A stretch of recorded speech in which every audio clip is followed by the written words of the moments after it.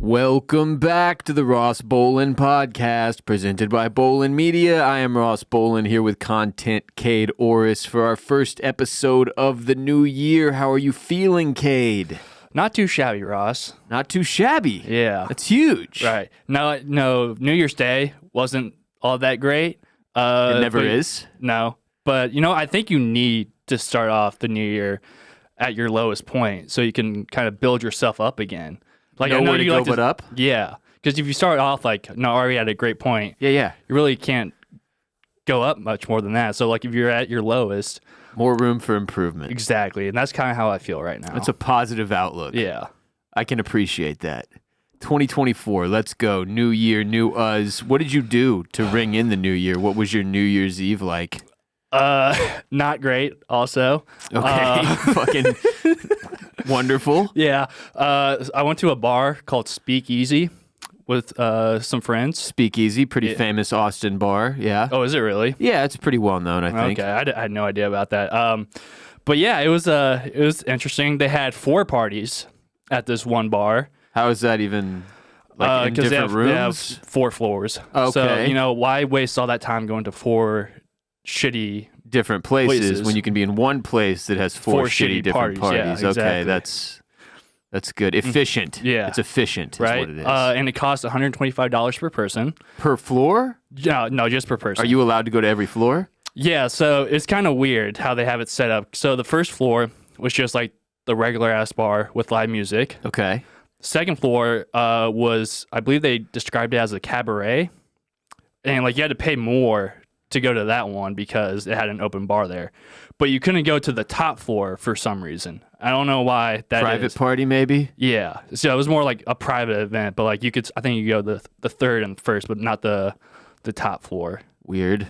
But you got to pay more for that open bar, I guess. Did you pay for the open bar floor? No. You stayed on the first floor? Yeah, so we got the peasant floor? We were able to go to every other floor. So okay. The 4th floor was the rooftop, and they just had another regular ass bar and a DJ, and then they had sections there. So our group got a section, but it was literally just a bench and a couple chairs with some party favors. Yeah. And I'm like, oh, this is sick. Did you get bottle service? No bottle service. No bottle service. Yeah. Just that was in the open bar, probably. Got it. Yeah. And then the 3rd floor was just, again, another regular ass bar with some live music. And then they also had a silent disco there, which is just... That's the worst. Silent discos are so stupid. Well, there's just nothing better than being at one of the... I've been to a couple. All right, it's been many years at this point, but there's nothing better than being at a silent disco and kind of finding yourself enjoying it and then taking off the headphones and just soaking in the stupidity. Yeah. This is just a ridiculous everyone thing. looks like they just got off a shift at the airport, directing airplanes to their terminal. Yeah. Got the glow sticks and then the headphones on. Yeah. Yeah. So that was fun, I guess. What did you wear to this event? I got my fit off though. I was looking A1. I had the wool knit sweater with some jeans and then my new Jordans. Nice. So I was looking fresh. I was looking fresh. Yeah, I was looking sharp. That's good. And then so how when the ball drops, everyone if they have someone they kissing kiss, and and everyone's like, oh my god, New Year. Yeah. I was like, yeah, no, I do not want to be here for any of that. So I went outside 5 minutes before and smoked a blunt and rang in the New Year that way. So you were smoking a blunt outside the bar when the ball dropped? Yeah. I also respect that a great deal. Yeah, because Was there anybody else out there doing the same? No. Or cigarette smokers out there? Nope, just you me. couldn't even head nod at somebody? No, I was yeah, me too. Nah, solid. None of that. Because, I wasn't about to stand there with a beer in one hand and my dick in the other while I watched a bunch of people kiss as the ball dropped. That's just not... I don't need to see all that. You didn't find a bogey? There was nobody you were like, maybe? No, because I'm not going to be that guy 5 minutes before hey, got a New Year's kiss. I'm not doing that shit. Yeah, and well, I wasn't you can't just fucking ask. I feel like that's... Well, yeah, no, I know. I wasn't trying to ask anyone. You got to bring out the Riz, as the kids call it. See, I don't have much of that right now, so okay. yeah. Your Riz tank is low. Yeah, it's on E right now. So is mine. But that's what happens when you get married, too. And then getting home from the bars was super fun. Oh, that's the best, dude. So I walked back with one of our friends. She so they wanted to get like a like how those people are on bikes and they have like the carriage in the back or whatever. Yeah. So we were walking, and then she was like, "Oh, I like don't want to walk, and like Ubers are like $40." So I was like, "All right, well, I don't mind walking." She's like, "Let's just get one of these like carriage things or whatever." Pedicab, sure. Yeah. And that was like $20 per person to like go across the bridge. I'm like, I'm not paying that, but she ended up paying for it. So we did that. Your sugar mama getting you across the bridge in a pedicab? And then, so we got across the bridge, and then we took Lime scooters the rest of the way to her place. Damn, and this is bootleg. And then I like waited an hour for like Ubers to dip below $20, and I got an Uber home. This is just like a girl that's a friend of yours? Yeah, it's like a friend of my buddy's girlfriend. Okay. Yeah. It sounds like an acquaintance. Yeah, it's more of an acquaintance, yeah. Was she not like looking like for like a little lovin'? Was there no spark there? I think she definitely was, because my buddy's girlfriend was like, "Hey, are you going to kiss her at midnight?" I'm like, "Nah, I don't think so." What is this, 6th grade? Yeah. I was like, "Nah, I'm not really feeling all that, so I'm going to go smoke a blunt instead." So then she was just your bootleg travel buddy for the fucking rest of the night? Pretty much, yeah. Jesus Christ. Yeah, that is sad. Yeah. That is the holidays have been so depressing this year. The fucking build up to New Year's Eve versus like the reality of it is the funniest thing in the world to me, though. Because like you would never like sketch out your night and have it be what you just described. But what you just described is the reality of the situation. Like that's like a very common New Year's Eve. Like just fucking how it goes most of the time. Now, I'm not saying sometimes magical shit doesn't happen. That can happen too. It's been known to happen. But a much, much higher percentage of people are experiencing the letdown that you did. Yeah, I kind of went into it like not. You knew. Yeah.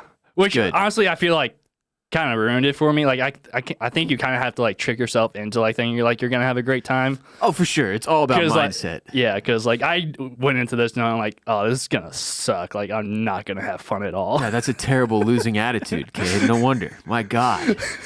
My God. And just for the record, if there's ever a time just to say fuck it and make out with somebody that you have zero interest in, it's New Year's Eve. But you could also just go outside and make out with your blunt. Yeah. I'm trying to make better choices while I'm drunk, so okay, that was the reason for that. You're trying to be less of a little dirty slut. Yeah. Huh? Yeah. Well, good for you, dude. Thanks. Good for you. I'm glad it went well. Yeah, sounds like it, right? So when you woke up on New Year's Day, like how were you feeling? It's just like every other week. I'm just like fucking depressed, lonely. Don't have anyone to talk to. Damn, you weren't kidding. There is nowhere to go but up from here. Yeah. You're just at rock bottom to start the year, dude. Fucking A. I'm like, oh, what dumb shit did I say last night? How awkward was I? How much was I on my phone? I was on my phone a lot. This is the thing you need to lose in 2024 is you need to have a no regrets attitude and stop rehashing nights out the next day. I honestly, for somebody that used to have panic attacks every time they were hungover, I never did this thing that you're describing. What? Never? I never cared. I never cared about what I said. I knew no matter what I said, it wasn't half as dumb as the shit that I heard come out of other people's mouths. So I was just like, oh, fuck it. I never sat there and like, oh God, what did I do? What did I say? Maybe a couple times, but like that was not a regular occurrence for me. I was always just more of like well, fuck it. Yeah, I do need to start having that attitude more. I think that was one of my New Year's resolutions: stop giving a fuck. So yeah, that's what you shared on Patreon, I think. Yeah, maybe, and then you failed. Well, no, that's because it's the new year now. Like okay, so this again, weekend, like the first day doesn't count. Yeah, that's still technically last year. Are you going to First Thursday tonight? No, it starts next month. Oh, okay. I probably wasn't gonna go either if it was tonight because I just like and like I went out did the bowl game right before New Year's Eve. The bowl game. Oh, Ohio State. Yeah, fucking Missouri. Are you kidding me? That was rough. That was you were still in Indiana for that, weren't you? No, I was back in Texas. Yeah, I went out, watched shit. Well, anyway, my point was it was like a long binge situation. Yeah, it was like Thursday through Sunday. I wasn't gonna go out and watch the college football games on Monday because I did not give a shit about either team. Or all the teams. All 4 teams. Yeah, all 4 teams. Yeah. Well, you might have saved yourself some misery there too. Yeah. I went out to dinner on New Year's Eve with my wife at this new restaurant in Austin. It's called Nomade. Sounds fancy. And the selling point was that it's like Tulum themed. In Mexico, Tulum. Okay. The place in Mexico, the beach resort town thing, whatever. My wife and I went on our honeymoon in Tulum, so this sounded kind of fun. It was like, and frankly, the vibes in Tulum are fantastic, douchey as they may be, and cliche as they may be at this point. But this restaurant, legitimately, it like smelled and felt like Tulum. Like I feel like Tulum just has a scent. It's in these like they burn like incense or myrrh or some kind of fucking something that they burn in these bowls outside of all the hotels and at the restaurants and shit, and that smell is just like Tulum. And this place, Nomade, had that, and they serve you food that's like the food in Tulum as well, it was great. I mean, it was really, really good. Like, it was definitely not a letdown. What kind of food does Tulum have? A lot of like it's like a unique blend of seafood and shit. I don't know, man. I'm not a foodie. I'm just a big phony. What'd you get? It was like a set menu for New Year's Eve. So there's like 2 choices for each course that you get to pick or whatever. And I don't know, Kade. I got all kinds of shit. It was good. It was really, really good though. And then when we got home, we watched Saltburn, the movie, which wildest movie of 2023 in terms of a combination of quality and insanity, which we will discuss in a bit. But yeah, sometimes watching a movie on New Year's Eve is a risk, because it's like, if the movie sucks, then you've really even furthered the shitty tone of New Year's. Right. But I don't think you're going to get let down with that one. No, this was fantastic, and I was very stoked that I watched it after the fact and like the next day, and I've spent a lot of time thinking about it and talking about it since, but loved the movie. Overall, solid New Year's Eve. Dogs freaked out during the fireworks, which were ongoing between 11 p.m. and midnight, pretty much, through 1 a.m. And then what else? New Year's Day was the first 2 matchups of the college football championship. I did watch, and mostly because I was like, the first time that the Texas Longhorns, we're in Austin, University of Texas is here. A couple of my best friends are Longhorns. It was the first time they've really had a chance to make a huge splash since 2005, I think, when they won their last national championship. Right. And it did not go well for them. It was a heartbreaking loss. I watched the last minute of this game because I saw Washington was up 6 and Texas had the ball. I was like, all right, let me just see how this goes. I was rooting for Texas to lose so badly because I cannot have Michigan and Texas, because that's just like the 2 fan bases I hate the most right now. Yeah. Like Michigan for obvious reasons, and I live in Austin. I'm surrounded by Longhorns fans. I want to see them miserable. Yeah. Yeah. Of course. All sports fans wish misery on the other sports fans. Right. That's how it works.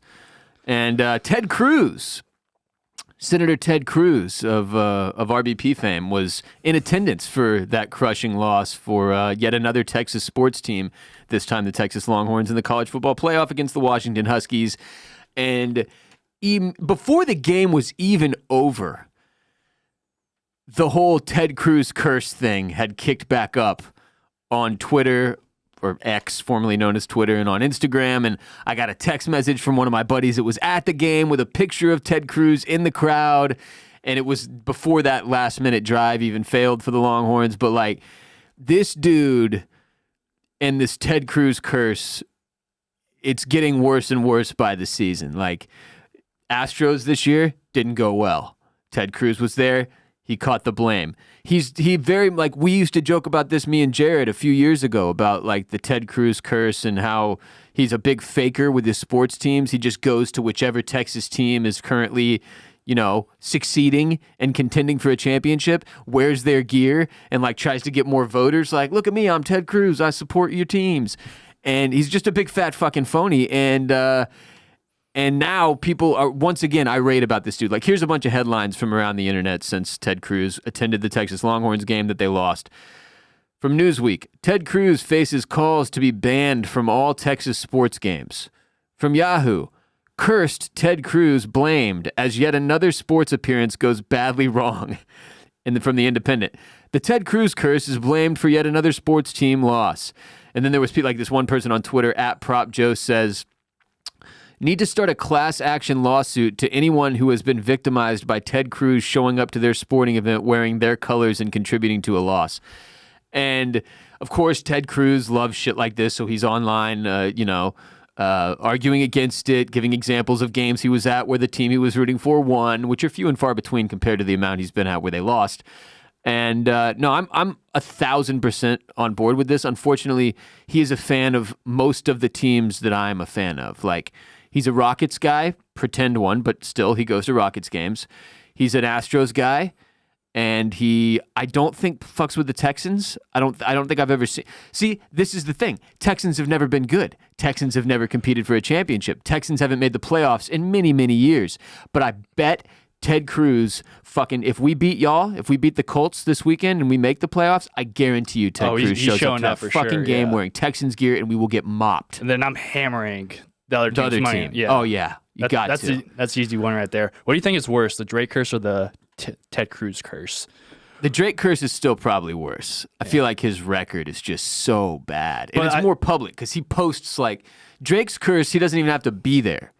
If he bets on your team. Or if he's like wearing the gear. Or wears your gear. You're done. It's over. His is more like, no, he doesn't have he has the Raptors, which I think he broke his curse because they ended up winning the championship. But like before that, whoever he was rooting for, and it didn't matter the team or sport, or they were going to lose. Fighter, boxer, he backs all kinds of. In fact, it's to the point where like if I see Drake post on Instagram like, here's the fighter he bet on, I always make sure and check the next day to see if they lost, and they always do. Yeah. And it's always like hundreds of thousands of dollars that he's just like pissed away. Yeah. But we've talked about Drake being a low-key degenerate gambler before. It's incredible. Mm-hmm. It really is. The other day I watched a video clip of him winning $950,000 on roulette. Was this his alter ego? No, it wasn't. I need a max win. It was just Drake. And he was with Yachty and some other dude.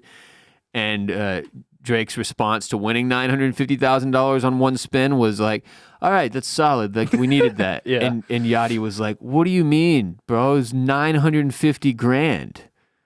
Like, watching him try to compute like almost $1 million is like not even worth the celebration to my buddy here. Whereas to me, that would be quite a big deal. You know what I mean? But yeah, no. So Drake is probably worse, but Ted Cruz is. It sucks if he's right there. A Texas fan. Like, he's right there, man. Yeah. And that's the other thing. You're not wrong. Drake, very unpredictable. He could back anybody at any moment. Mm-hmm. Any sports, you never know. But Ted, it's these Texas teams that he's gonna fuck over, and he did it again. Yeah, they need to start like putting up signs in front of the stadium. It's like no Ted Cruz isn't allowed. Yeah, banned for life, and he really should be. That's not even. I'm not joking at this point. Like, he really should not be allowed into these places. Also, his rebuttal is always like, "I attended every ALCS the Astros have made in the last 7 years," and it's like, well, that's not. You're just kind of furthering the point. Like, bro, you're going to too many of these sporting events. Go do your fucking job or whatever, you know? I brought up Texans Colts this weekend. Kade and I's NFL teams play each other for the second year in a row. I don't know if this is every year, but at least the last 2 years, last game of the season, Texans Colts, huge implications on the line. Last year for a higher pick in the draft, this year for the playoffs. So quite a lot has changed in a year, you know? Yeah, last year I was praying we would lose the Texans. We were both hoping we would lose, and now we both hope we would win. I wanted the number one pick. It turns out winning that game changed our franchise's fortunes, and we actually ended up with C.J. Stroud, who it's early. It's only been one season, but significantly better than Bryce Young in season one, the guy who ended up going number one. And yeah, now both of our teams are on the brink of a playoff berth. You guys lost Richardson, your quarterback, your rookie quarterback, but you got Gardner Minshew in there, who I love. He's awesome. Yeah, he's managing out there. He's a game manager. He's an exciting game manager, though. Yeah. You know what I mean? Like, where he's got personality and he's got a cool mustache and. Yeah, he's easy to root for. That's a lot. He's like Fitzmagic in that way to me. Like, I like this dude. I can root for him. Right. But it's going to be interesting, man. This one is in Indianapolis at Lucas Oil Stadium, and it's on Saturday. This is our first, I don't know about y'all, but this is our first primetime game of the year. It's at like 7:20 on Saturday or whatever. We have not played a single primetime game. We have been at noon every single Sunday. And the one Sunday that we were supposed to be later in the afternoon, they flexed us back into the noon slot and gave us the I'm doing air quotes, national noon game. Mm-hmm. And I think we choked. But so this is big. It's going to be a big one and a fun one for whoever wins that game is going to the playoffs. And probably losing to whoever. We'll get the shit kicked out of us by the Chiefs or whoever, but it'll be fun. At least for one day. And the Texans are currently favored -1, which is nearly a pick'em, which means that as far as Vegas goes, the expectation is that this is a close one. So it's going to be exciting. And speaking of sports, today's episode is brought to you by MyBookie.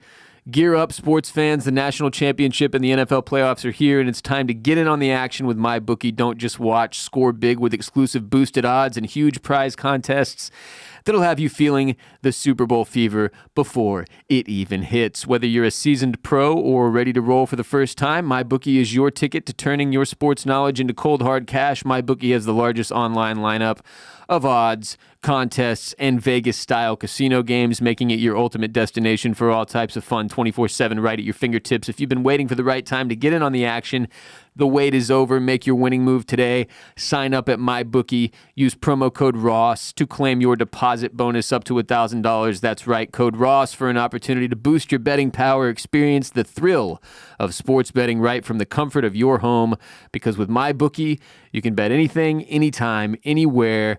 Join MyBookie today and be a part of the winning team. MyBookie.ag is the site. The code is ROSS to claim that deposit bonus. Stipulations apply.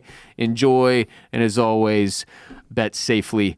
All right, so I mentioned Saltburn, the movie. And for those of you, if you haven't heard of it, it's the one starring Jacob Elordi from Euphoria fame, and Barry Keoghan, who was in like Banshees of Inisherin, The Killing of a Sacred Deer, Marvel's The Eternals, it turns out, which I was not aware of. He's also in The Batman. He's Joker in The Batman, and he's very likely going to be the main bad guy in the second iteration of the Robert Pattinson Batman series, playing the Joker, which has already begun to get some hype around it. But the point is, this movie Saltburn it's gotten a lot of hype online over the past few weeks, mainly because everybody found out about this bathtub scene, right? Like that's what you knew about it going in, right? That's the only thing I knew about this movie. Same, yeah, that there was like a scene where Barry Keoghan's character drinks Jacob Elordi's character's jizz out of a bathtub, which was just a fucking insane thing to have inserted into your mind. And then it makes you wonder, like, what is this movie about, right? Like, what the hell happens in this movie that is one of the scenes? And it turns out that's like one of the, there's like 3 scenes that I would argue are more disturbing than that one. But Saltburn, watched it on New Year's Eve with my wife. Kade watched it earlier in the week. I discussed it for an hour yesterday on the Oysters, Clams, and Cockles Patreon with my co-host Barrett. Now, Barrett and I are the same age and from the same background, basically same place, Houston, same high school, same like a lot of similarities in our childhoods. But I'm curious what Kade, who is a decade younger than me, thought about this thing. I love this movie so much. Like, I think it might be in my top 2 for movies this year. For last year, 2023? Yeah, for last year, yeah. It was just like really fun, kind of hot, very weird, kind of mysterious too, just like had a little bit of everything. And again, like I didn't really know much about this movie going into it, and I think that's like the way you need to go into it as well. That's the way I like going into most movies and TV shows in general. Like I don't really like previews that much anymore because I don't want to see a bunch of the shit that I'm going to see when I watch it. Yeah. Like I like to know a general premise or whatever, but I can get that through text. I don't need to see, what's coming. Mm-hmm. But with this, I knew nothing. Yeah, and like a lot of like the sex scenes you were talking about, were just like so like they weren't like the craziest thing ever. They were just like a little weird. Like some people are like blowing it way out of proportion. But they just had me dying laughing. Like at every sex scene, it was just like it just got a little crazier and crazier each time. I got high before I watched this, so it just kind of like enhanced it for me too. Yeah, sure. Like I didn't watch it sober. no. Are we gonna do like some mild spoilers or like? Because I guess I want to talk about like some specific scenes. No, you can't do spoilers. I don't feel like it's been long enough yet. I'm trying to encourage people to go watch this thing though. It's streaming on Amazon Prime, so if you've got Prime Video, whatever the fuck they call it, Amazon Prime, Yeah. then it's on there for you to watch. That's where I watched it. It's one that was in theaters last year.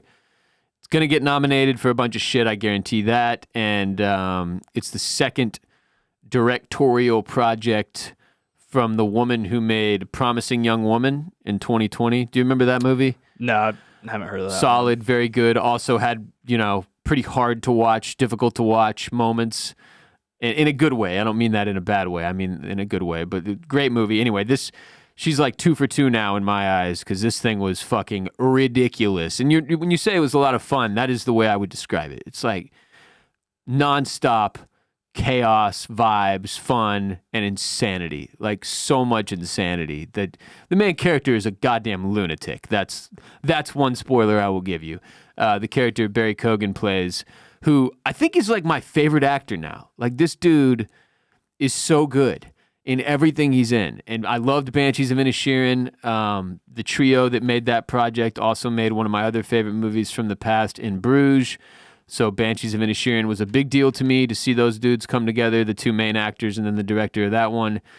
And the Batman was okay. It's always going to be tough to top like Heath Ledger, the Christopher Nolan Batman movies for me. And yeah, of course, Heath Ledger. But like, honestly, Barry Keoghan being on board for doing the Joker, which again, it sounds like that is the thing that is happening with the next Batman movie with Robert Pattinson in it. That is the first time I'll have been as interested as I was since the Christopher Nolan ones. Because if anybody can do justice to what Heath Ledger did or like take it to another level or do it weirder, it's this fucking guy. Yeah. And I know that because I watched Saltburn, where he takes things, like he makes this movie by taking things to an absolutely unbelievable level of psycho repeatedly. Like just the bathtub scene, since that's one thing we have already brought into play here that was like a spoiler that was readily available online everywhere and that got talked about a lot. That scene could have been a lot less weird and funny than it was. But the way Barry Keoghan goes all in with it and like the slurping and the facial expressions and like it's just, he's so fucking good, man. So like he makes that what it is. Anyway, I would fully trust him to do Joker and I would definitely tune in for that movie. I said this on OCC, but like I was super impressed with Jacob Elordi. Euphoria is a great show, and he was surrounded by a lot of really, really good actors. And I could never really get a feel for Jacob Elordi in terms of whether or not his character was just kind of adult, because he plays like a big, dumb jock asshole who's also kind of a psycho. But there's not a lot of depth to him. And I could never really get a feel for his performance. And I didn't really know what to make of Jacob Elordi outside of being like this big Hollywood it guy, like hot boy, you know what I mean? right? And this movie, like Saltburn, he definitely proved he has acting chops too. I thought he was really, really good. And it's hard to act across from somebody who's as talented as Barry Keoghan. Like two things happen.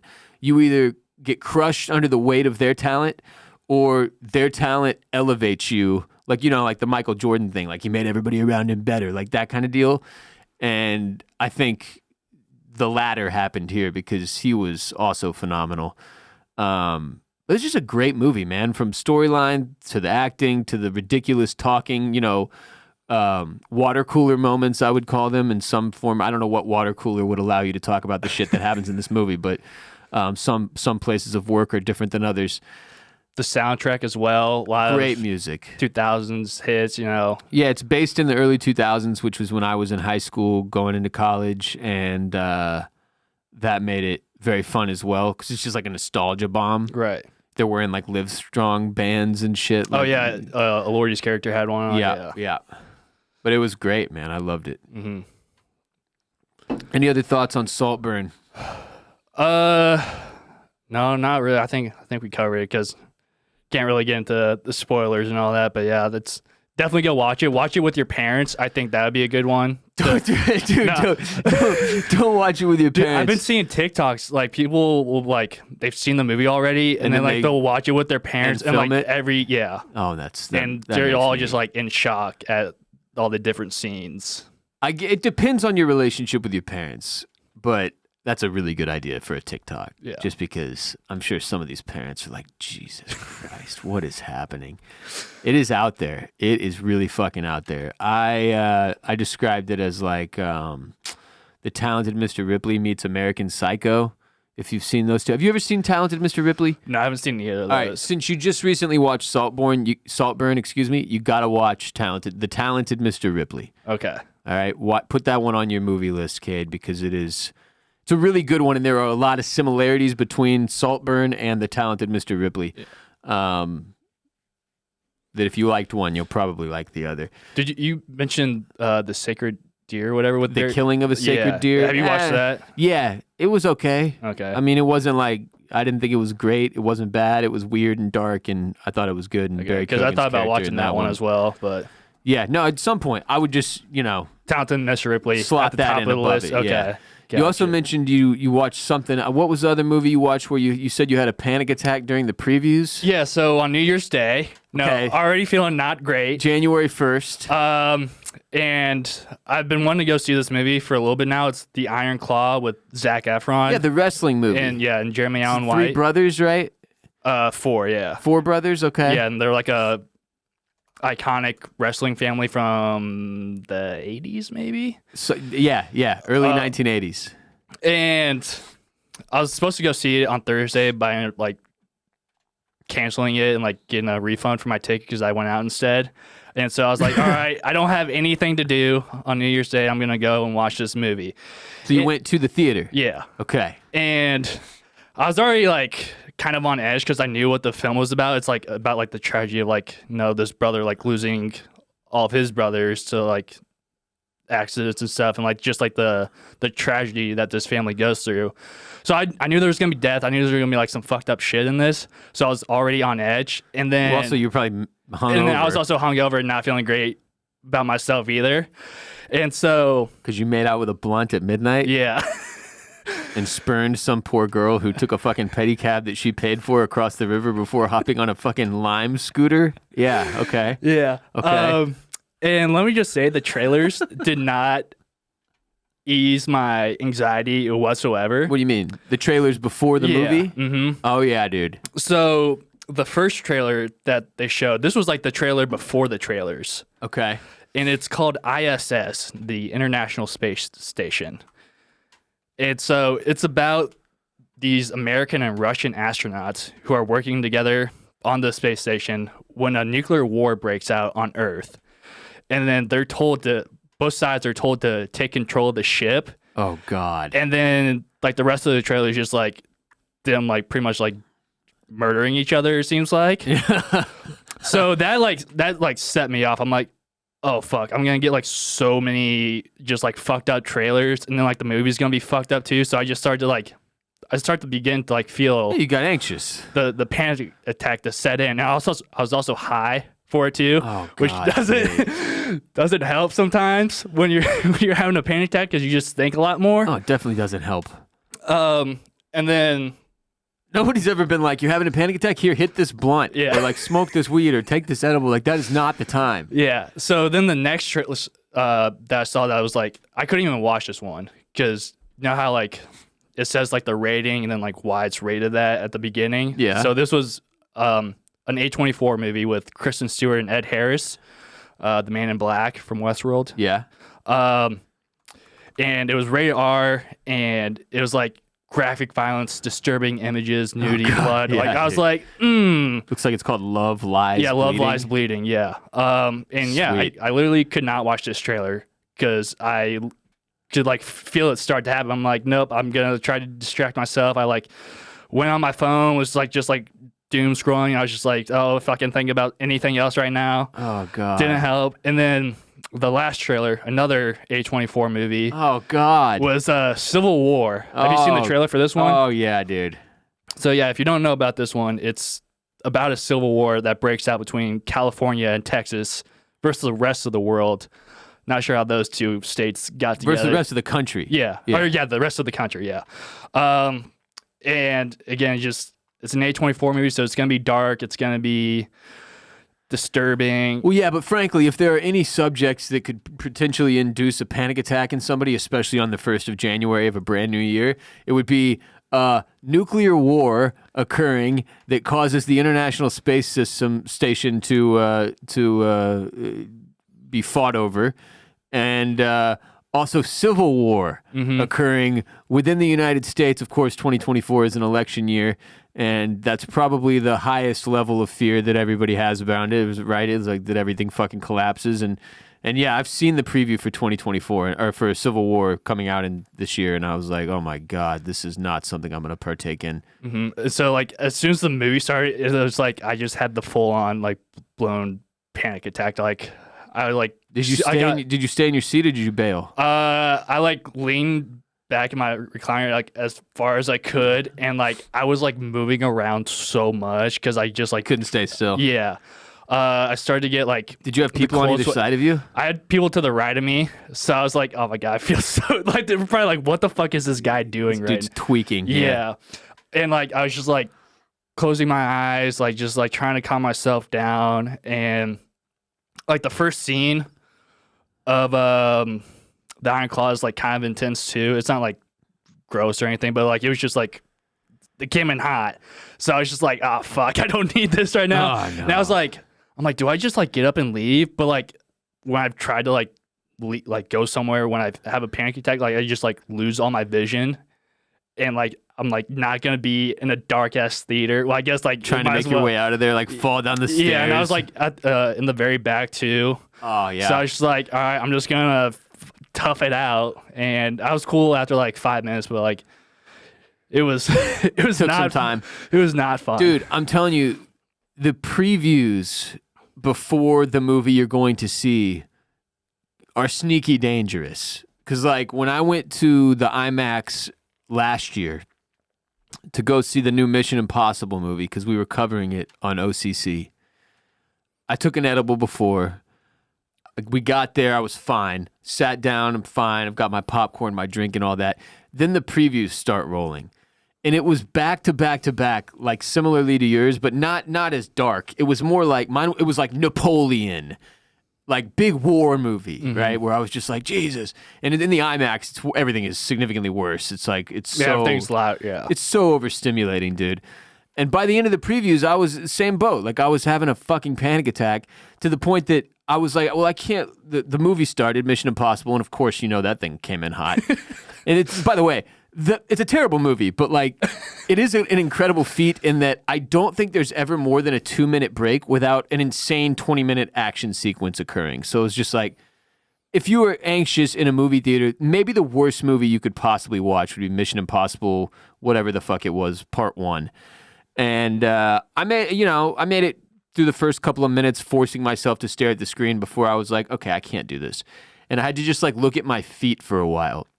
And I did consider leaving, but I was like, well, what am I going to, like, I'm going to walk out and like be in the hallway anxious then and by myself at that point? Like, that doesn't seem like a better solution. So I kind of toughed it out too, which I don't normally do.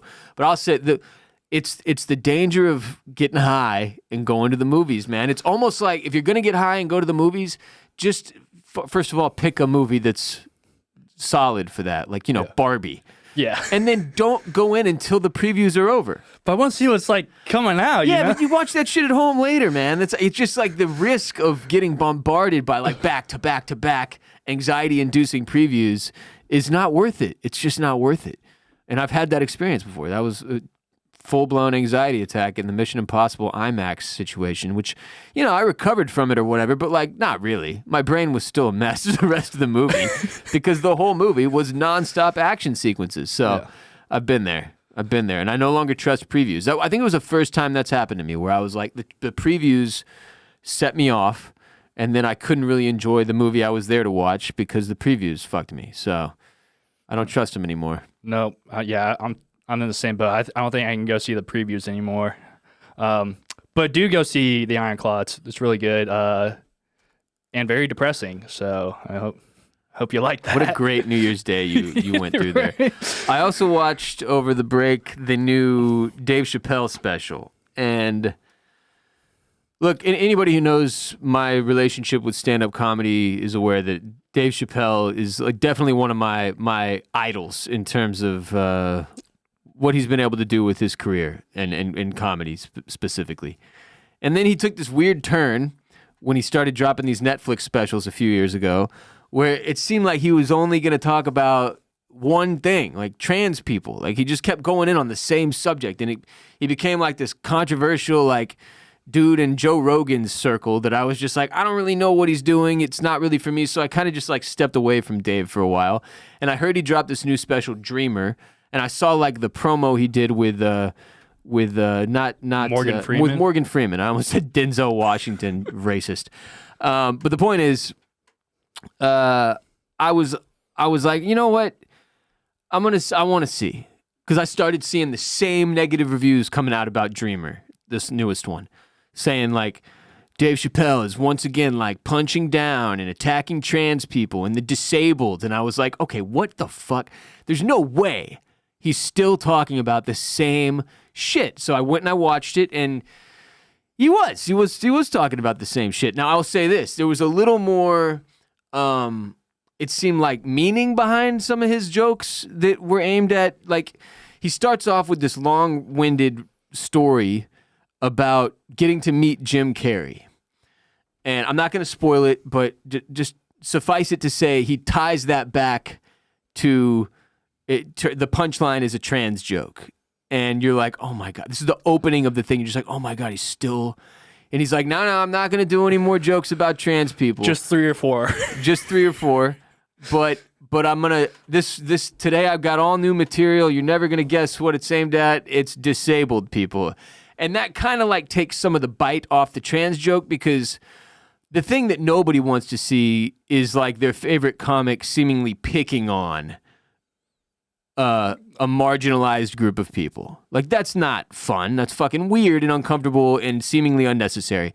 But if it's that everybody can catch it, I'm cool with it. That's like, which this special did a better job of accomplishing. Like, he makes fun of white people, he makes fun of black people, he makes fun of Asian people, he makes fun of disabled people, he makes fun of trans people. Like, he takes enough shots in enough different directions to where it's more balanced out.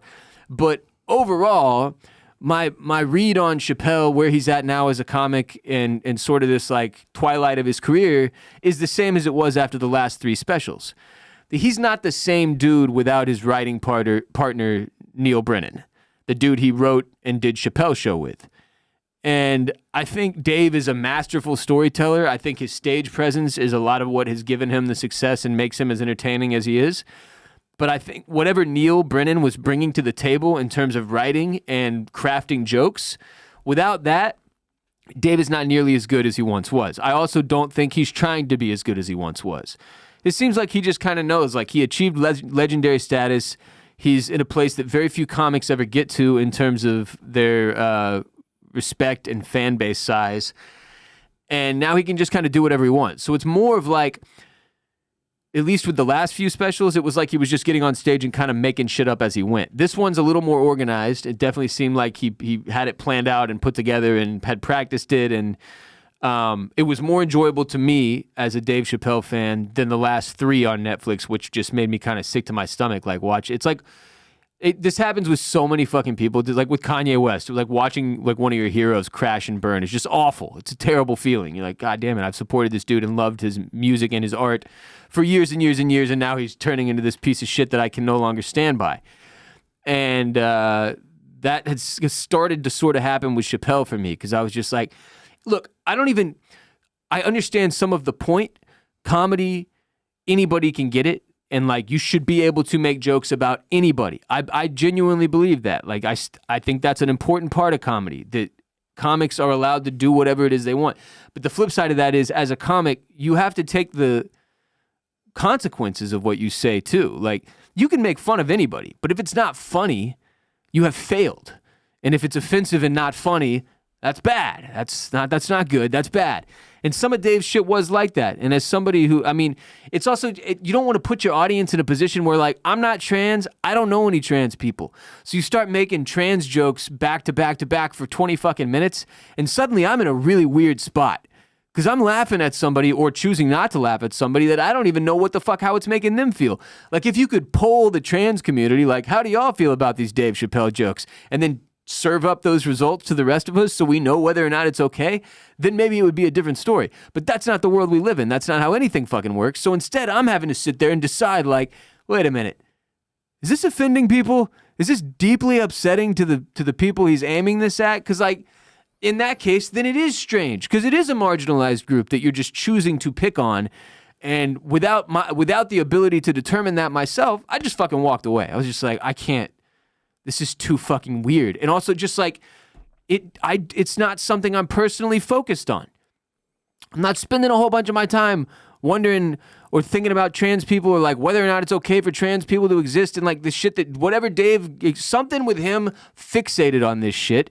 And I wasn't interested. I just was not interested in his commentary on it. So for him to start the special with a joke that was a trans joke I was just like, I can't fucking believe he's still doing this. But it was tied in with a Jim Carrey story. And I love Jim Carrey. So I was like, okay, well, I don't know. I can deal with it. It's fine. And then he kind of moved on from there. And anyway, if you're a Chappelle person like me who walked away because you just couldn't stop, you didn't want to hear the same shit over and over like he was doing on the Netflix specials, this one is good enough to go back. It's still problematic in some ways or whatever if you want to look at it like that. But like, it also, I just think is, you know, it's important that comedians and that Americans in general are allowed to talk about and joke about and discuss and debate the things that they believe, right or wrong. That's kind of that's like one of the beautiful things about our society. And if nothing else, Dave Chappelle is accomplishing that to a certain degree. And the one thing that concerns me is I find myself in this boat where, like, when Kanye started acting like a moron, like when he married Kim Kardashian, I'm not joking. I was like, I think he's doing this as a setup.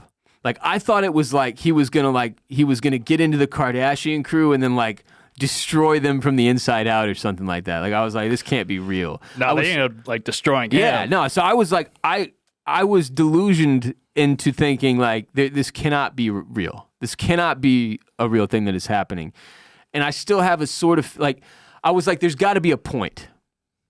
And that's how I feel with Chappelle now. I'm like, nobody is stupid enough to keep making jokes about the same group of people for 4 consecutive specials without there being some reason behind it.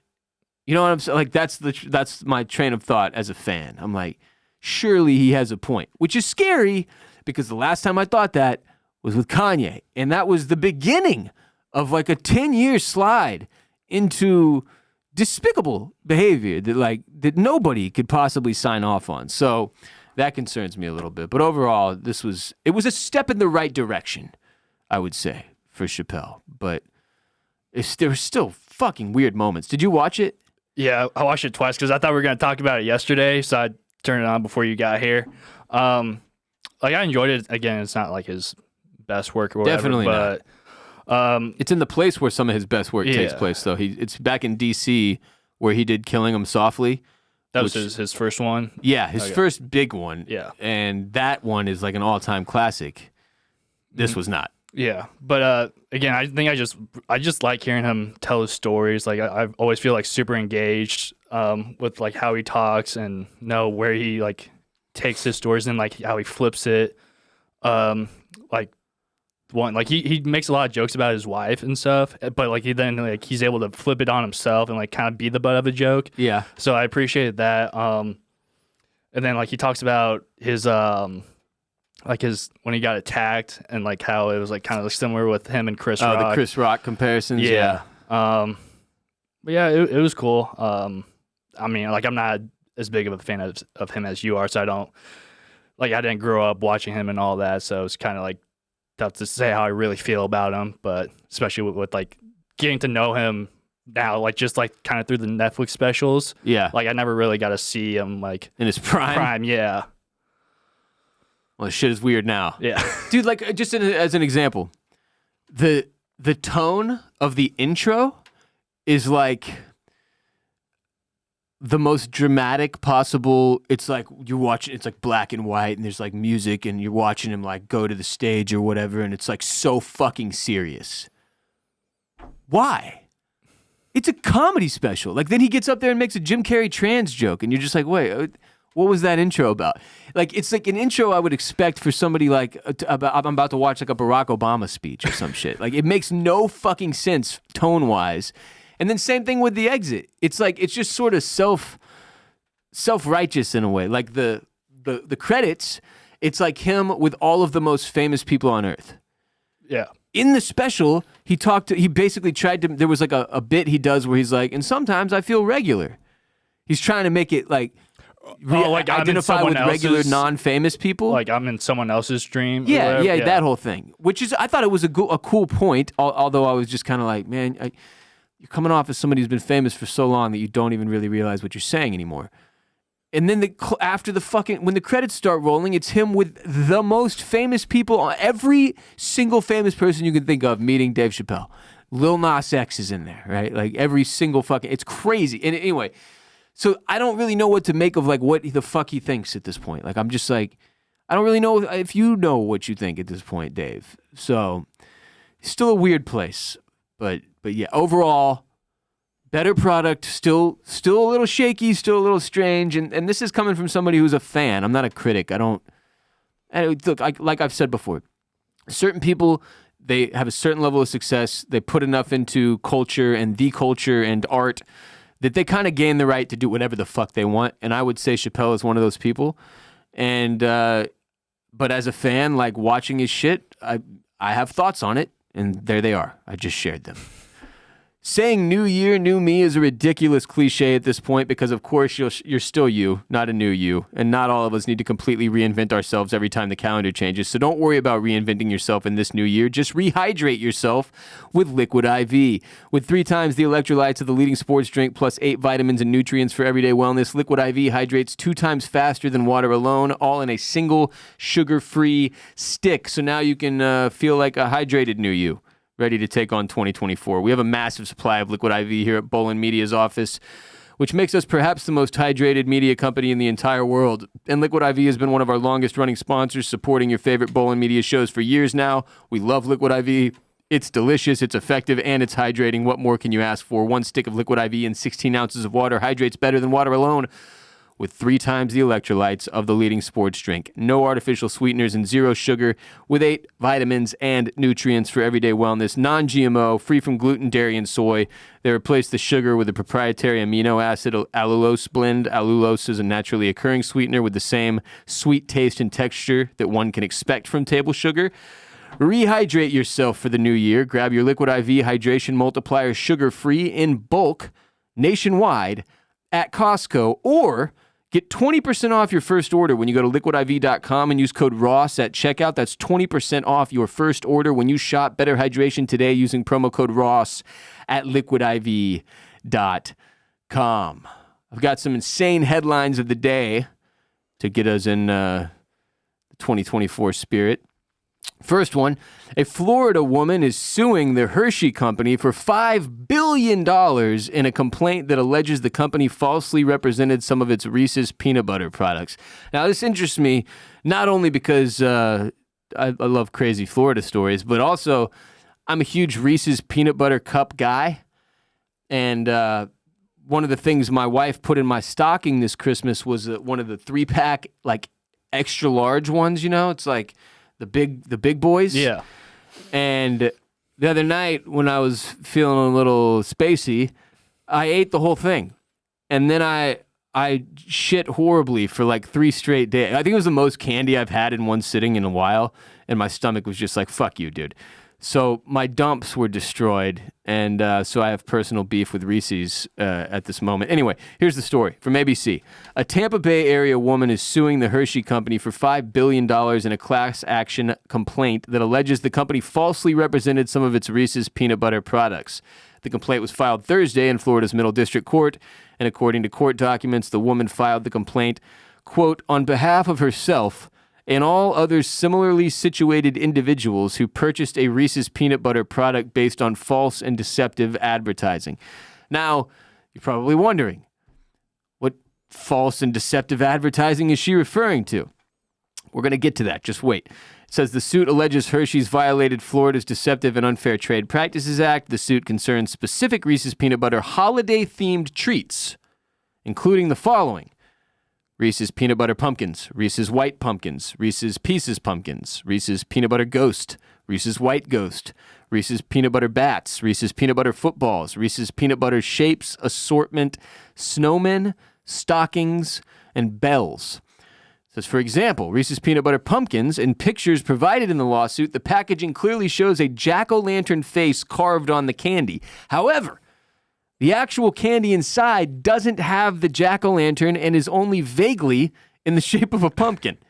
The complaint states that the Hillsborough County woman was shopping in October at an Aldi's when she saw the Reese's Peanut Butter Pumpkins on display and, quote, believed that the product contained a cute-looking carving of a pumpkin's mouth and eyes as pictured on the product packaging. Then she reportedly bought a bag for about $4.49.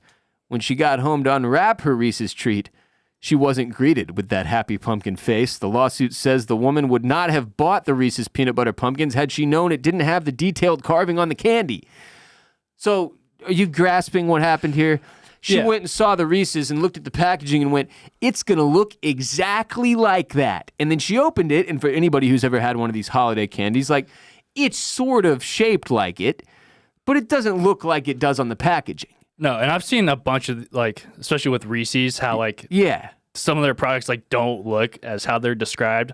But also, like, why are you, like, buying Reese's based on, like, what shape it is? Like, I'm going for, like, the taste of it. I don't really give a shit what the shape of it is, you know? Yeah, I mean, I get the argument to some extent, but it's it says going further, the lawsuit alleges Hershey's took part and furthered a common scheme to convince consumers to buy the Reese's holiday-themed candy, quote, by means of untrue, misleading, deceptive, and or fraudulent representations.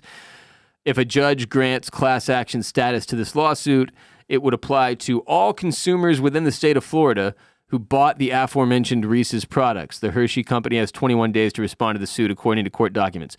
Now, all of this, I get it. I get, like, I can't imagine ever being disappointed enough with a $4.49 Reese's purchase to be like, go hire a lawyer and file a class action suit for $5 billion. And then where do you get the $5 billion number from? Like, that's the craziest thing to me. And then, like, $5 million would be insane. $5 billion is just a totally ridiculous sum. So if they do win the suit or whatever, it's just like everyone who bought this in the state of Florida will get like a certain amount of money. Yeah. Yeah.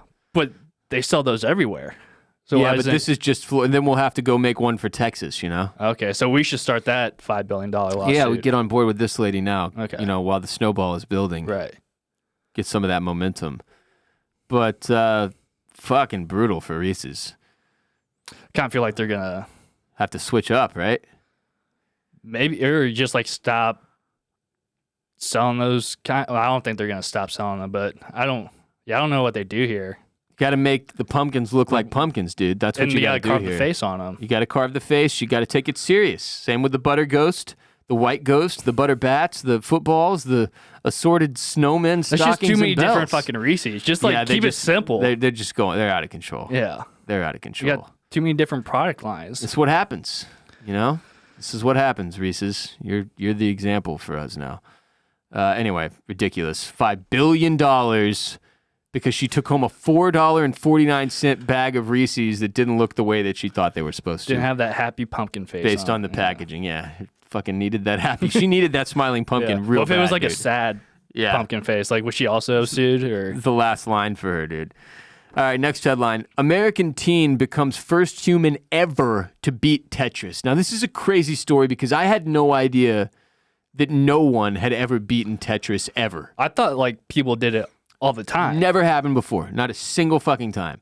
And for anybody who's ever played the OG Tetris, like, the problem that is incurred upon you is that it goes so fast that you have no shot of making the correct decision about where the piece should land, right? Like Tetris, you start with a blank slate, piece starts coming down very slowly, you get to decide where to put it. Next piece comes, same, and then every piece that comes down the chute is a little bit faster.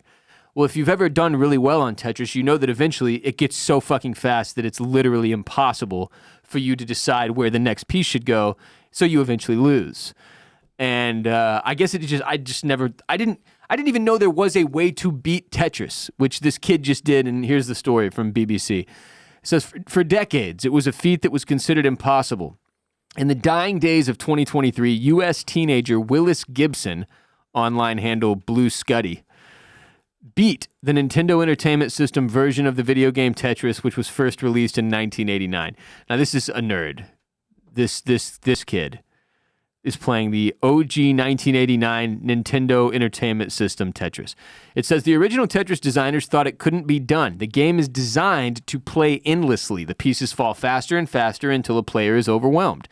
To beat the game, a player has to achieve scores so high that the game's memory banks overload and it crashes. So the only way to beat this game, Tetris, is to break it, basically. You have to do so well that the game's processing is incapable of keeping up and just shuts the fuck down. So it says victory is achieved because the computer simply cannot continue. Previously, the NES version of Tetris had only been beaten by AI. A specially designed program was able to perceive near instantly the state of the Tetris game and select actions as fast as the console could register them. It played tirelessly, never making an error, something that seemed far beyond the constraints of mere human performance. So this kid Gibson streamed the game on December 21st of 2023. He played the game at increasingly frenetic speeds for 40 straight minutes, and in the process, he set the new world records for high score, levels played, lines cleared, and eventually was rewarded with the crash that signals that he had done the impossible, beaten the game. There's a clip of it online. You can go watch, because he was streaming it, is my understanding. And what I'm not getting is how this little kid was able to, like, get to this point. Because, dude, it's he's making decisions at a computer speed. Yeah, I don't think this is a human. I think he's just like a robot. Like, he has to have that kind of mindset. He's an android? Yeah. Something with this. It's a freak show is what it is. Because you're not, like, literally, it doesn't compute, no pun intended, that you'd be able to do this. And he did it. First human ever. Just some kid, dude. And just playing that for 40 minutes, like, Willis Gibson. That's insane. And he goes crazy. Yeah. After he sees that it breaks, like the pieces just like freeze and the game freezes and he's at like 999999999 high score, and he goes nuts. Like the celebration is tight. I highly recommend it. I've got a feel-good headline for our last one of the day. Burger King cook who received measly gift after never missing a day of work in 27 years buys first home after fundraising campaign. Here's the story. What's up? Was this did he buy a pineapple under the sea? No. This isn't a story about SpongeBob? No, it's not a SpongeBob story. Okay. From the New York Post, the Burger King cook who had never missed a day of work for nearly 30 years and received a measly gift for his dedication has bought his first home with more than $400,000 raised from the now viral clips saying it was a Christmas miracle. Dude's name is Kevin Ford. Closed on his new Pahrump, Nevada home on December 13th. He paid $177,000 for the 846 square foot, 3-bedroom, 2-bath house. Sharing the news with his followers on social media. And look, so basically, for 27 years, he worked for Burger King. Never missed a single day of work, ever. Working 365 days a year. No way. No, they get time off okay. or whatever. Legally, you can't work 365 days a year. But 27 years without a day of missing work, which is fucking crazy. I'm 36. I've been working for 12 years, and I've probably missed 200 days of work for one reason or another. Like it's so insane. Like my dad was one of these people, like never, no matter how sick, no matter how tired, no matter how much crisis was occurring around him, never missed a day of work. And I remember when I started work when I was 23 being like, nah, I'm going to miss days of work, bro. This is insane. I'm going to take that PTO. Yeah, what the fuck? So this dude celebrates his 27th anniversary with Burger King without missing a single day of work, and they gave him a backpack with a movie ticket, a Starbucks cup, and a mix of candy and chocolate. 27 years of service without a day missed. Frankly, even if he had missed a bunch of days, 27 fucking years at Burger King. Yeah, not even a Starbucks gift card, just a cup. Just a cup. Go fill this up. And a movie ticket and a backpack and a mix of candy and chocolate. Basically a combination of things to say like, go have yourself a panic attack during the fucking Wrestling Brothers movie. Yeah. And the backpack, like they have a picture of it in the article, and it's just like a clear drawstring bag. It's not like it's a freebie. Yeah. It's not like some cool like backpack that you can go like hiking in or whatever. It's throwaway merch. Yeah. They probably had this shit in. They were like, oh fuck, it's Kevin's 27th anniversary. Mm-hmm. Quick, go to the merch closet and see if we have anything in there.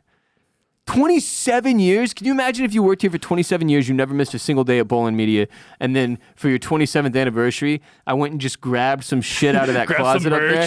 Here's an RBP shirt, a fucking a hat that got sent to me for free, and a clear backpack, and a lanyard. Yeah, I got the Freeze All Motor Functions hat. Yeah, here you go, dude. Thank 27 years of service. We appreciate you. So fucked that it inspires $439,000 to pour in through a GoFundMe that his daughter set up. So, like, let me read you the rest of the story here. First of all, fuck Burger King is my point. My God. 27 years and you just shit on the dude. So they took a video of him opening his gifts. I guess they packaged it up for him. Damn, it's like Clark Griswold in Christmas Vacation. Yeah, you got a Jelly of the Month Club. It's the bonus, and then it's actually the Jelly of the Month Club. Yeah. He took a video of it, they put it online, and then his daughter crowdsourced the money for the grandfather to see his grandchildren, it says. And her name is Serena Ford. She said, in no way are we asking for money or is he expecting money, but if anyone feels like blessing him, he would love to be able to visit his grandchildren. And it went so viral that they raised over $439,000. And it says they were able to keep $350,000 of it after GoFundMe took a sizable chunk. Jesus Christ. I didn't know GoFundMe did that. I didn't know they took that kind of chunk, bro. That's an almost $90,000 chunk of money. Like, could you imagine you're like raising money for like a life-saving surgery and you need like 10 grand and then you reach that goal and then GoFundMe's like, yeah, we're gonna need like 1,500 of that. That's insane. I did not know. 439,000. They got to keep 350 because GoFundMe takes their piece. They can't love this publicity either. Burger King and GoFundMe stock on the downward. Ford's story made it around the internet. Then NBC's Today arranged for him to fly to New York and be visited by his grandchildren live on TV, which is the only day he has missed at his job over the last 28 years. I hope moving forward, now that he's seen how much Burger King cares about him, that he skips work on a regular fucking basis, because that's just insane. It says Ford credits the viral fame to the strangers who helped him save his life, claiming he was depressed and that he has been given a roof over his head and can see his family more often now. Quote, now my kids and my grandkids have a place to come visit me, and I just want to thank everybody for being a part of this miracle and for everything you've done for me and continue to do for me every day. So there's our feel-good story of 2024 so far. I mean, this dude just has to love his job as a fry cook to be putting up with that for 27 years. And I think airport in Nevada. Burger King, like, whew, that's rough. You really gotta love your job. Never missed a day, dude. And they gave him a backpack. Fucking insanity.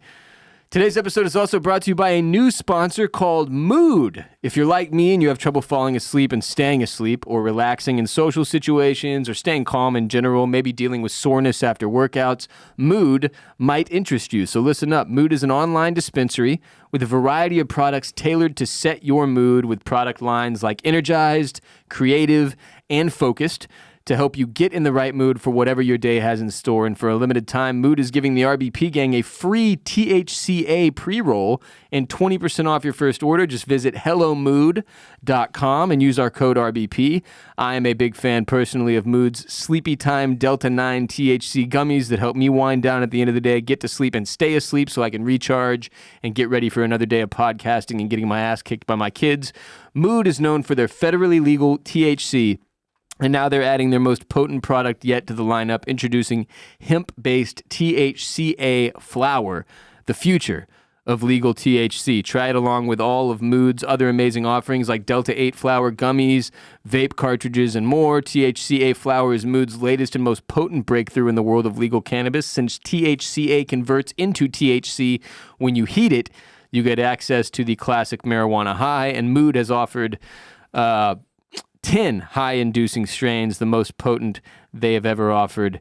However you like to take THC, Mood has you covered. Great for both beginners and veteran users. Great-tasting gummies, classic flower, convenient pre-rolls, and so much more. Try Mood's new THCA flower today, and for 20% off your first order and a free THCA pre-roll, go to hellomood.com and use promo code RBP. That's hello, MOOD.com, code RBP for 20% off your order and a free THCA pre-roll.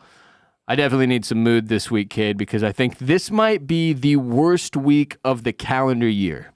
Like, on average. I'm not saying nobody can have a good week this week. Like, it definitely happens. But I think on average, January 1st through 7th, worst week of the year. Because you've just busted your whole excitement nut over the holidays, Christmas, Hanukkah, Kwanzaa, whatever, New Year's. And then we go from the stretch between Christmas and New Year's where nobody really knows what day it is and we're all just getting fat and inebriated. And then suddenly we're just thrust back into the real world and into a new year where we still don't know what day it is and we're all behind at work and sick and broke and tired. It's awful. Yeah. Name a worst week of the year. Maybe South by Southwest week. You can't do it. Well, yeah, but that's situational. Yeah. This has to apply to everybody. Oh, everyone, okay. No, I really can't think of one. But I will say I have been having a great week so far, I think. That's because I kind of like switched my... It sounded awful, kid. Well, the first day was not great. Okay. But every day so far after that's been pretty good. Because I've been like doing some things different. I kind of switched up my... What are you doing? My daily routines. First off, I started reading a book. Whoa, fuck me. I know, yeah, dude. Fuck it. I haven't read in so long. What book? I actually got it from the girl on New Year's Eve. She like had an extra book. On her? Well, yeah, we went back to her apartment because I was going to wait for an Uber. And yeah, because she was trying to get you in there to fucking hit the pipe. Yeah. And then instead, you borrowed a book and bailed. Yeah. Because I don't know, she was doing something and she had it on her nightstand and it was called Don't Talk to Strangers, but it had the don't cross out and said talk to strangers. And I'm like, oh, that sounds pretty interesting. So I started like going through and she's like, oh yeah, I have an extra copy if you want to borrow it. I'm like, oh yeah, sure, I'll read it. So I've been reading that the past few days. Also started journaling and like logging like my days on an app. This is a good idea. So, like, you know, it says, like, oh, what mood are you in? Like, what did you do today? How'd you eat? All that stuff. I hope you didn't start on the first. Oh, no, I did. Okay, so the first entry you put in was just like... I was like, oh, I had a bad day. I was like, went to the movies, had a panic attack. Wasn't great. Yeah. But everything else has been good. Started doing my skincare routine again, getting back into that, doing it day and night. It'll make you feel nice, too. Mm-hmm. Trying to stay off social media a little bit more. Like the past couple of days has been like under 5 hours, just like being like screen time and all that, and like on social media it's less than that's a good number. And if you're listening and you're like, Jesus Christ, 5 hours. Well, what we do for work requires you to be on your phone a lot. So like if you can get under 5 hours, you're in a pretty good spot. Mm-hmm. And then trying to get back into working out. So did not want to go yesterday, but I like forced myself to. I got there, I was like, oh, I'm just gonna do a couple things and leave. But then like I got there, started getting into it, and I was like, all right, I'm either gonna do core, or I'm gonna go on the treadmill.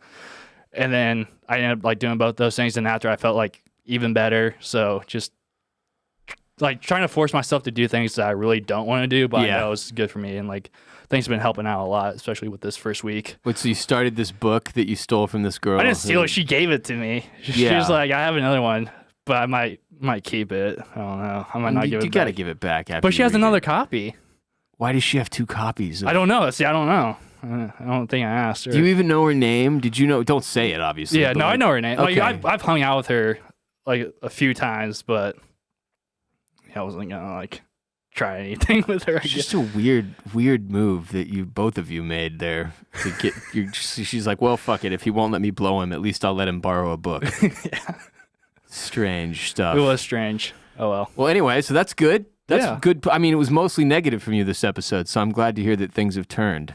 You're journaling, you're reading, you're running. Who would have thought? You're back in the gym. Yeah.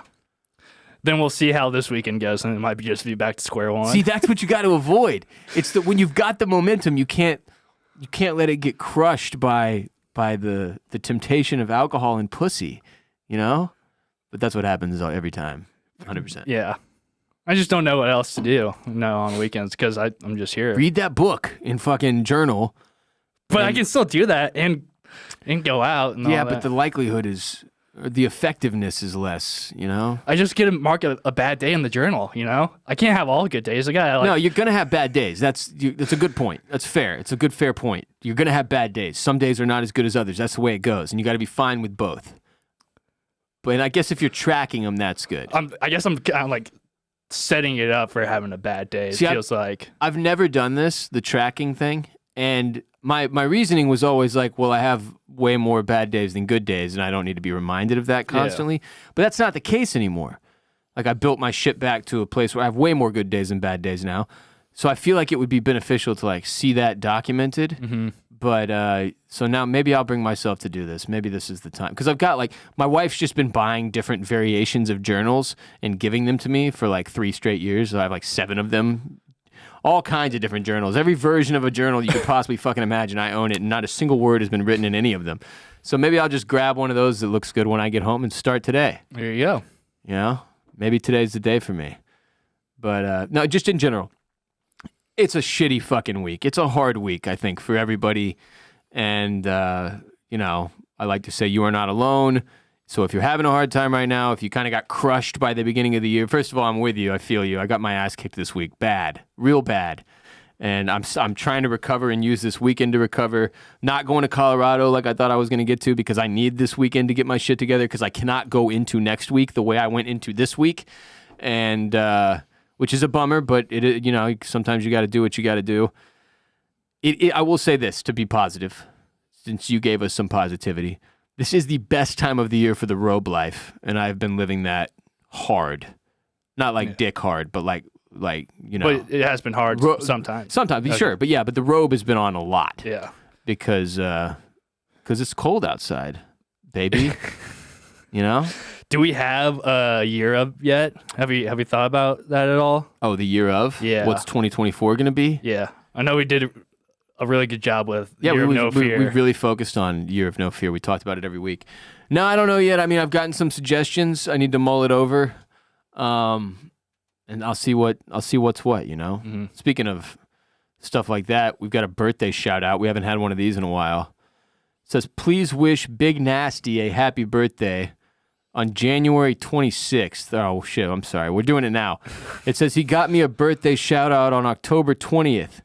Big Nasty should know I'm fine with just being ex-coworkers and not friends, and that I only recommend RBP to him at that time because Ross was threatening to send his lawyers after the listeners if we didn't. Oh, so this is the person. Remember we got that birthday shout out? Big Nasty said that they wanted the person to make sure that they know that they're just ex-coworkers and not friends. This is that person in turn now giving Big Nasty a birthday shout out.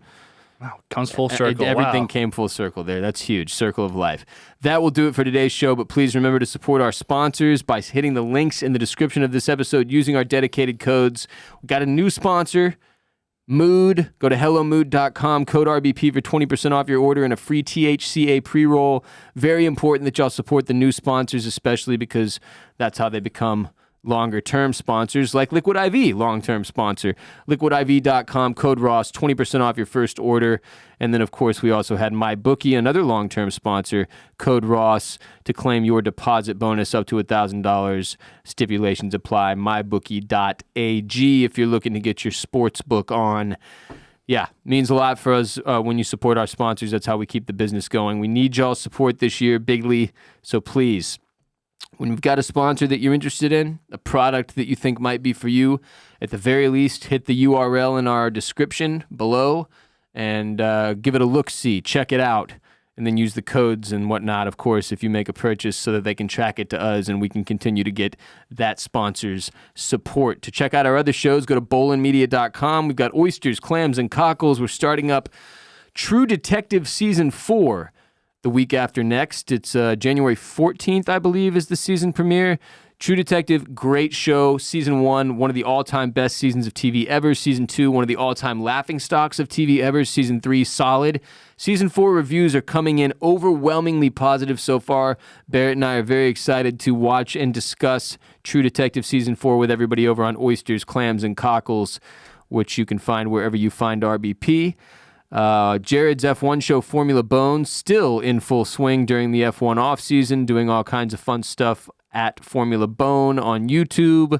Go check out J-Bone's show and support him. And of course, if you're a Houston sports fan, Banging the Can is available wherever you get RBP as well. Grab yourself some RBP merch if you've got some extra holiday cash laying around. Go to bowlinmedia.com/shop. Click on the Ross Bolin podcast. Grab yourself a finishing cup, a Horny for Sunsets t-shirt. We've got puzzles. We've got hats. We've got crew necks. We've got hoodies. All kinds of good stuff on bowlinmedia.com/shop. Follow us on all the social mediums, obviously. Just search the Ross Bolin podcast on Twitter, Instagram, TikTok. Give us a follow. Kade, where can people follow you? You can follow me on all the social media platforms at Kade Orris. That's KADEORRIS. Very exciting. Also at WR Bolin to follow me on the X and Instagram. I've got a splinter that has been in my finger for a week and a half. And aren't they supposed to pop out eventually?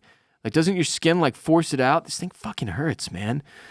Anyway, today's episode of RBP is presented by Bolin Media. Video of today's show is produced by Kade Orris, which you can find on youtube.com/@the-Ross-Bolin-podcast, along with funny clips from every show. We'll be back later this week with another ad-free premium edition of RBP available only on patreon.com/Ross-Bolin-podcast.